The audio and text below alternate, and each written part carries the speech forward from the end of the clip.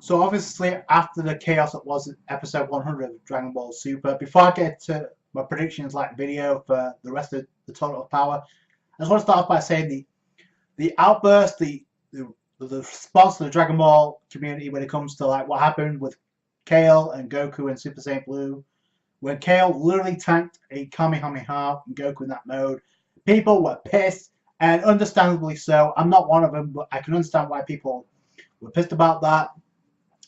I even watched Moscow X's review making a joke about, oh, this has become a meme where people say, oh, I'm done with Dragon Ball Super, Super Saiyan 2 Caulifla, I'm done.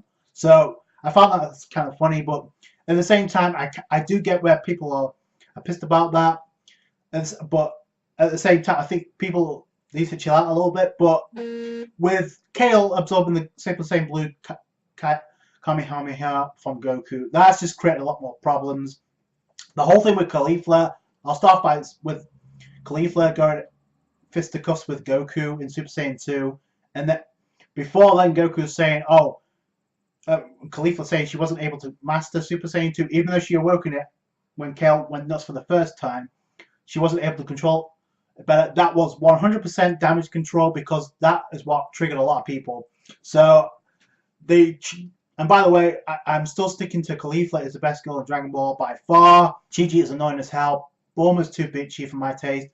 18 is a complete bitch after this episode because she let his guard down. But really, Krillin did the same thing that 18 did first in the previous episode, and Krillin ended up saving his ass, and 18 would have been eliminated because she let her guard down. So I thought that was really condescending of 18 for her to say that. So I'm going to have to give... I mean, a lot of people may not like the way she transforms, but you got to say, when it comes to like badass, she could be super cocky at times, super arrogant, and she can be super sensitive. So she has all those qualities that Goku has, which makes her a decent character in my book. If this keeps out, she may rub off on me on the character, but... So I want to start by saying that. However, the problem is now you got the Kale hatred with the Dragon Ball fan base, because now you have, obviously, with Kale should not be able to absorb the Kamehameha from Goku in any series, in any episode. With Goku going Super Saiyan Blue, it shouldn't have happened. So I get why people are pissed about that. But especially since we don't know how powerful Kale really is. The only clues we got was when Piccolo said she doesn't know how to control her power. And even though it was a reference to Broly, and I said this before, the way she says, oh, my ki energy is overflowing, it looks like there's an endless supply, but we don't really know how strong she is. So that's that. However, I do want to point out, even though Goku got his ass thrown around like a ragdoll, with a homage to obviously Hulk throwing around Loki from the Avengers, the fact of the matter is, if you notice Goku, very calm, very confident, he wasn't maxed out, he wasn't damaged in any way, shape or form, he wasn't hurt, just Goku getting overpowered at that point. So that shouldn't have happened. So Goku wasn't maxed out, and even though he went into normal base mode, he wasn't tired or anything. So that's the first thing you've got to keep in mind. The other thing, and obviously Goku was holding back, and had he used Super Saiyan Blue King Kai Fist, I think that would have been a different story with Kale. But obviously, had he done that, he might have killed her. So that's the other thing you've got to keep in mind too. Which is why Jiren obviously held back on his energy blast when he one-shotted her. And I do want to get into this as well. That scene where Jiren obviously shot the energy blast, it obviously was intended for Kale, but if you notice, it looked like Kale was trying to protect Caulifla for some reason. So I don't know what happened there. But that may serve as what happens in the preview for episode 101, where Caulifla returned the favor for Kale. So I don't know if that's going to happen there. And if by some chance Caulifla does get eliminated, because we don't know how things are going to play itself out, if she does get eliminated, and Kale, remember, she did not get eliminated, she just got her ass blown up, and she was KO'd out of a Berserker mode. So that was pretty much that.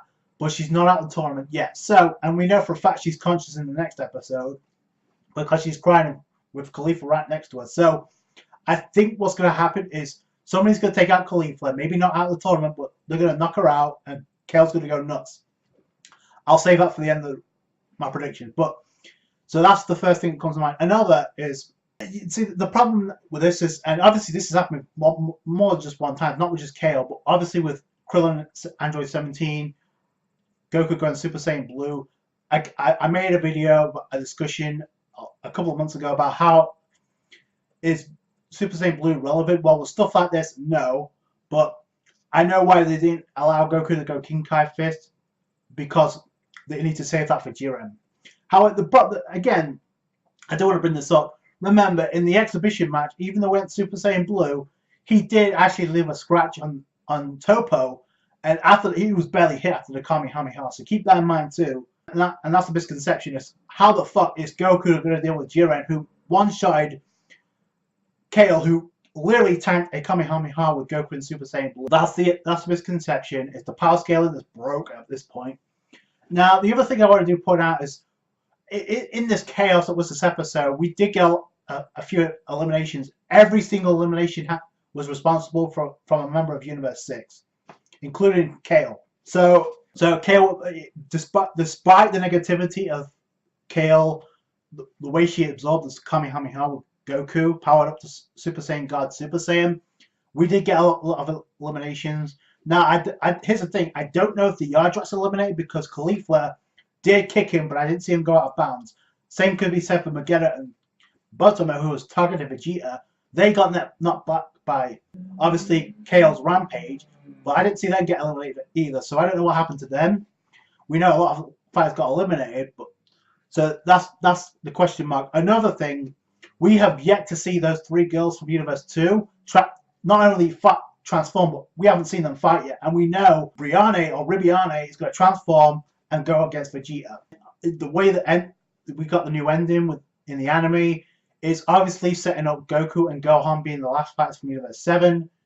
And that could mean that Vegeta is thrown out. Now, it doesn't mean it's going to happen soon, but it could mean that Vegeta gets thrown out before Gohan, which may piss a lot of fans off, it may not, but regardless of what you think, that could be the direction they're heading in. I got no problems with that at all. Even though I'm more about Vegeta than I am Gohan, I'll say that much. But the thing about this, and this has happened since Vegeta got in the sort of power, he's been mad. I know this is Vegeta 101, but he's been mad cocky. He got cocky when it comes to, obviously, Buttermo and Vegeta, because obviously he knew he can take them and throw the insults. He thought he can take on and insult Vegeta. No, because Buttermo was covering his ears. It was goofy, but it was smart at the same time, and it caused Vegeta a lot of problems backpedaling. Then he ran into Kabe, who powered up to Super Saiyan, took 2 dudes out in base mode, by the way. The potential of Universe 6 cannot be disputed at all, despite what you think about the way the Saiyans transform. That's less to be desired. But I will say this, they have way more potential than Universe 7 right now, especially with Hit. And another thing too, the fact that Hit was backpedaling from Jiren, said, hey, Caulifla, let's retreat. And now's our chance, while Goku was confronting Jiren. When the fuck has Hit ever backpedaled from anybody? Ever. So that should give you a grand scheme. Okay, Hit's not fucking with this guy yet. Jiren could have done against Hit. I think that would have been a different story. And I think there's going to be somebody else who might actually do that before Hit. And obviously Goku is not going to fight Jiren, because if you saw the preview, then you know Goku's going to fight other Pride Trooper members, as well as obviously 17 and 18 backing him up. And I don't know if they're going to be the next to go from Universe 7, because you still have the team of Piccolo, Tien, Master Roshi, and Gohan. Now that'll be a huge twist if Tien gets eliminated after 17 and 18. Oh boy, well, people will be pissed about that. But, so I do want to see Gohan and company go in action pretty soon, because right now watching them on the sidelines can get kind of boring. I know it's a strategy, but they do need to get some action, especially Gohan. So that's that. Now the thing about this, okay, in the preview we do see Caulifla. It looks like she's taking an energy blast to protect Kale. I'm going to make a bold prediction. I got a funny feeling that attack's going to come from Frieza. Why? Because if she's trying to protect Kale, and granted, it could be that Caulifla let guard down, and I will still see somebody like Frieza taking a shot like that, because number one, the Saiyans, and Frieza doesn't like Saiyans at all, doesn't matter which universe. So I can see Frieza doing that. Plus, if Caulifla is trying to protect Kale while she's unprepared, then that's Frieza 101, and Caulifla may take the hit. Now, I don't know if she's going to get eliminated, but that's going to serve as a plot device to piss off Kale, because there's a reason why Kale's still in this tournament.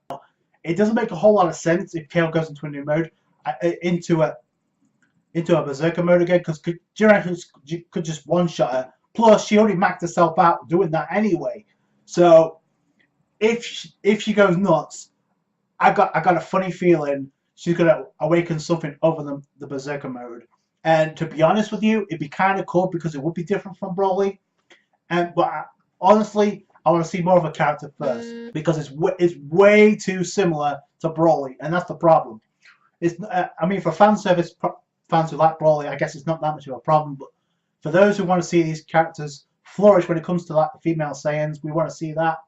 So I want to see more added to Kale's character, and this will be a huge twist if Caulifla and Kale, if Caulifla survives, then they can team up with Goku. If Caulifla gets eliminated, Kale could awaken not only a Berserker mode, but I got a free figure she's going to awaken a new mode. I don't think it's going to be Super Saiyan Blue, but I can honestly listen. When Goku said to Caulifla, by the way, you can probably go Super Saiyan 3 later down the road, but you got to get used to Super Saiyan 2 first. Here's the thing. Obvious to say that the fact that Kale tanked the Super Saiyan Blue Kamehameha, can we honestly say that right now Kale is stronger than Super Saiyan 2? Because if that's the case, there's no doubt in my mind that she could probably go beyond Super Saiyan 2. I just got that feeling. And by the way, a lot of people have been craving for a Super Saiyan 3 Broly for a long time, even in games. So I would not be surprised if they went ahead and did that. I would not. It may piss off a lot of people, but I mean, we've already had that, and I don't think Toei cares all that much. So I really would not be shocked to see a Super Saiyan 3 Kale. I think that'd be badass personally. It wouldn't make a whole lot of sense, but I can totally see it happening if Caulifla gets hit for Kale's sake next week. And if Frieza's the one that did it, look out. So, and I can totally see it. Or, and this is something else, or a member of the Pride Troopers is the one to eliminate Caulifla, and that's what triggers her, and that allows her to team up with Goku. I think that would be huge in a character development when it separates her from Broly. So, but obviously Jiren is going to be the main man for Goku by the end, and the fact that he hasn't gone Super Saiyan Blue Kaioken is going to be left with Jiren. I don't think it's going to be enough, but maybe his new mode will be. Now, here's the thing, with them doing this with Super Saiyan Blue, and wherever his new mode's going to be, it's going to have to be one powerful son of a bitch. But let's not forget, there are some speculations, some big, bold predictions that possibly the Daishinkan and the Angels have got something cooked up for the finale of this tournament. So even if Goku does manage to beat Jiren, there's no way he's going to match up to the Daishinkan. Not only the Army Kings, but also the Angels. Ain't happening. So something's going to happen. Something's going to have to give. And we're going to see pretty soon. So I just want to get my thoughts on that and my predictions. That's it from me. Thanks so much for watching. Like this video if you did appreciate that. Comment down below your thoughts about what you think is going to happen next. Do you think any of these ideas that I laid out may happen? Subscribe to the channel for more Dragon Ball Super. Catch you guys later. Bye.